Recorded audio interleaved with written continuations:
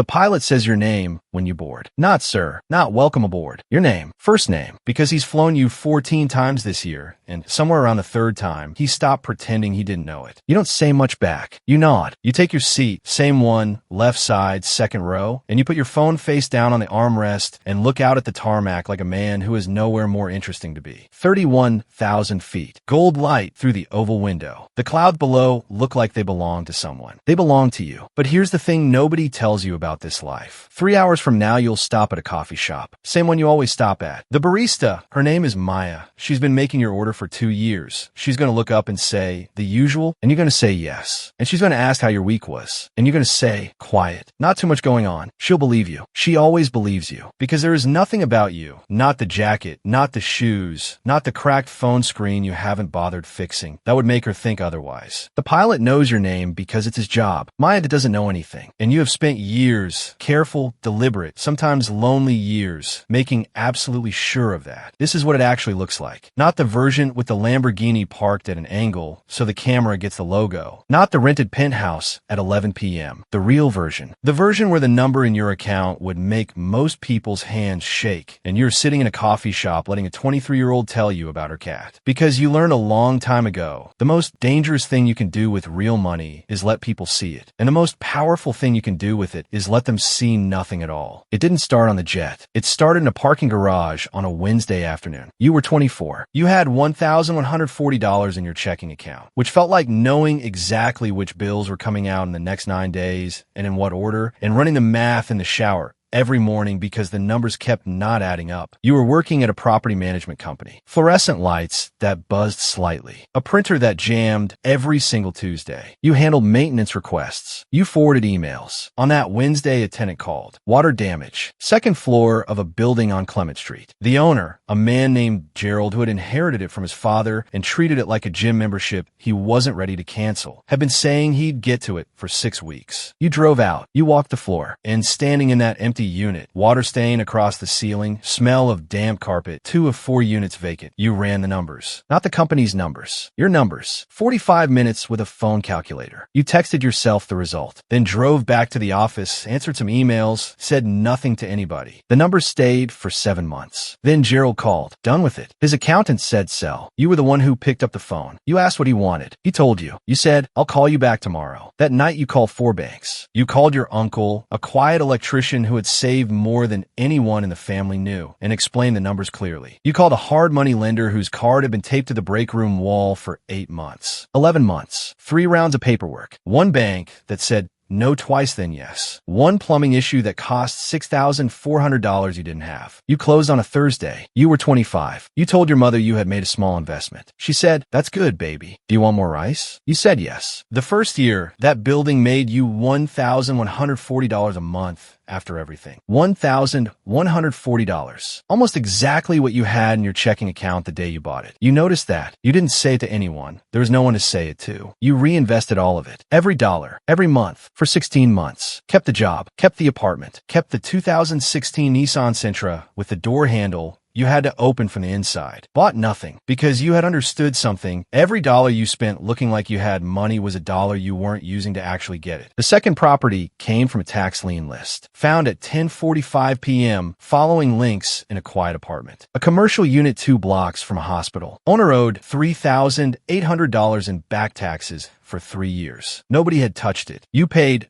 $3,800. Waited. Nobody redeemed it. Monthly income, $1,140 to $2,900. Same job, same apartment. By year 5, 9 properties, a parking lot from municipal auction for $11,000, and a commercial cleaning business you bought from a 62-year-old named Eddie who sat across from you at a Panera and said, not dramatically, just plainly, I just want someone who will take care of my people. You said, I will. You meant it. Your accountant, Carol, sharp woman, yellow legal pad, handwriting like code, looked at your year 5 summary and said, you realize most people your age don't have this. You said you hadn't thought about it that way. She looked at you the way people look when they're trying to figure out what you're deciding not to say. You said, same time next quarter. She closed the folder. You drove home in a 2019 Honda CR-V with a coffee stain on the passenger seat you'd never cleaned. The car was right. The car was always part of the picture of a man who was fine. Nothing too exciting. You had learned. The picture is not dishonesty. The picture is infrastructure. Here's what nobody prepares you for. The moment someone finds out, not dramatically, just a number slips, a property comes up, a mutual contact says something, and in the middle of an ordinary Tuesday, someone puts it together. You watch their face. Half a second. The conversation doesn't stop. No gasp, but something behind the eyes adjusts, recalibrates. And in that half second, you stop being the person they were talking to. You become a resource, the solution to something they've been carrying for years. It happened once, early. Someone you considered a close friend. Every conversation after had weight underneath it that wasn't there before. Not hostility, just weight. The friendship survived, technically, but something in it didn't. So you stop correcting assumptions. They assumed you rented. You didn't say you owned. They assumed the Honda. You let them. At networking events, when people ask what you drive and you say Honda CRV, you can watch certain people recalibrate their expectations of you downward in real time. That recalibration is not an insult. It's one of the most useful tools you own. A man in a Honda with 67,000 miles doesn't have money worth positioning around. That man is just a man. Just a man can move freely. Just a man can sit in a coffee shop and have a barista refill his cup twice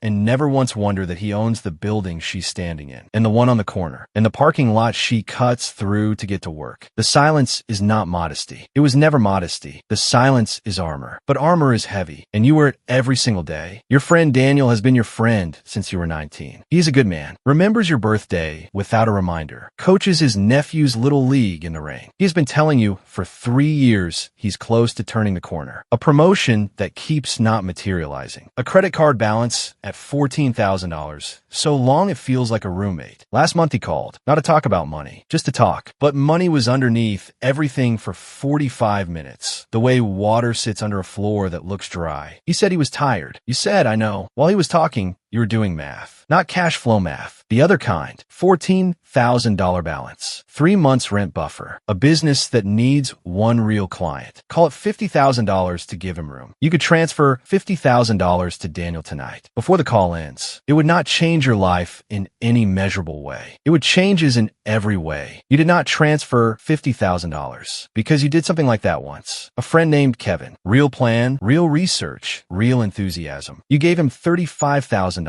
Not a loan, a gift. The business lasted 14 months. Not because Kevin was dishonest, because Kevin had never had to sit long enough with the weight of his own decisions to know which ones were real. The $35,000 accelerated everything. The launch, the optimism, and then the collapse. All of it faster and harder than it would have been if he'd had to scrape it himself. Money doesn't fix unreadiness. It funds it. So instead, you text Daniel 2 days later and ask if you want coffee. You spend 2 hours going through his numbers. Not telling, asking. Finding the 3 places money leaves his life every month for no real reason. By the end, he looks lighter. Like someone turned a light on in a room that had been dark long enough, he'd started to think darkness was just what the room was. He says, I don't know why I hadn't seen it. You say, you were too close. He pays his half. You pay yours. He doesn't know you own the building. He doesn't know the $14 for 2 coffees routes back to an account with your name on it. Not knowing is the kindest thing for both of you. There are conversations you simply cannot have. Your cousin at Thanksgiving asks why his rent keeps going up. Frustrated. Works hard. Pays on time. You could explain it. You've been on the other side of that equation for 8 years. You say, it's a complicated market. He says, yeah, it really is. You pass the bread. Your mother asks if you're happy. Not financially, just happy. Which is really asking, are you lonely? You say, yeah, Mom, I'm really good. She looks at you the way she always looks when she suspects the answer is more complicated than the words. She doesn't push. You're grateful. But driving home, city going quiet around you, you sit with it honestly. Are you lonely? Not in a way that keeps you up at night. But there are rooms you cannot fully enter. Conversations with a ceiling, a point where the other person is talking about their life and their money and their worries. And you're present, fully present, but part of you is somewhere else entirely. Looking from a distance you didn't choose and cannot close. The armor protects you. The armor keeps you at arm's length from most of the world. Most days, you've made your peace with that. You crossed 8 figures on a Wednesday. Not in a boardroom. Not in front of anyone. You were in a Walgreens. Aisle 7. Looking for ibuprofen. Low-grade headache since noon. Meeting at 4 p.m. Your phone buzzed. Carol. Q3 summary. No exclamation point. Carol has never sent you an exclamation point in 4 years. You read the number. You stood in aisle 7 holding ibuprofen and read the number. Then you put the phone in your pocket, found the 200 milligrams orange bottle, not the store brand, walked to the register, waited while the man ahead bought lottery tickets, paid $8.49, walked to your car. You sat there for maybe 90 seconds. Not joy, not relief, something more like recognition, like seeing someone across a crowded room you knew from somewhere, from a long time ago, from a version of your life that felt so far from this one, you'd almost stop believing it was the same story. You thought about the Nissan with the door handle you opened from the inside. The 16 months reinvesting every dollar alone. Eddie across a Panera table. Your uncle, the electrician, who gave you $18,000. You sent him a check for $94,000 3 years later. He called and said, "This is too much." You said, "No, it isn't." 2 weeks later, he said he and your aunt were going to Portugal. They went. They sent a postcard. 3 sentences about the food. You still have it. 90 seconds. Then you started the car. Drove to the meeting. Asked 3 questions. Said you'd follow up Friday. Drove home. Made pasta from a box. Ate it at the kitchen counter looking out at the street. Car headlights. Someone walking a dog. A delivery driver across the street. Nobody knew anything. And the only thing you felt standing there in the quiet of that ordinary Wednesday was that every boring Friday night had been worth it. Every dollar reinvested. Every time you said, "Not much going on." Every hour alone, running numbers nobody would ever see. All of it. Worth it. You washed the pot. You went to bed. The jet lands at 6:17 p.m. Pilot says your name at the door. You nod. Walk through the terminal. Not fast, not slow. You move like a man who is not in a hurry because you are not in a hurry. You haven't been in a hurry in a long time. You drive to the coffee shop. Maya looks up. The usual? You say yes. She asks how your week was. Quiet. Not too much going on. She tells you she passed her midterm. The community college class. B+.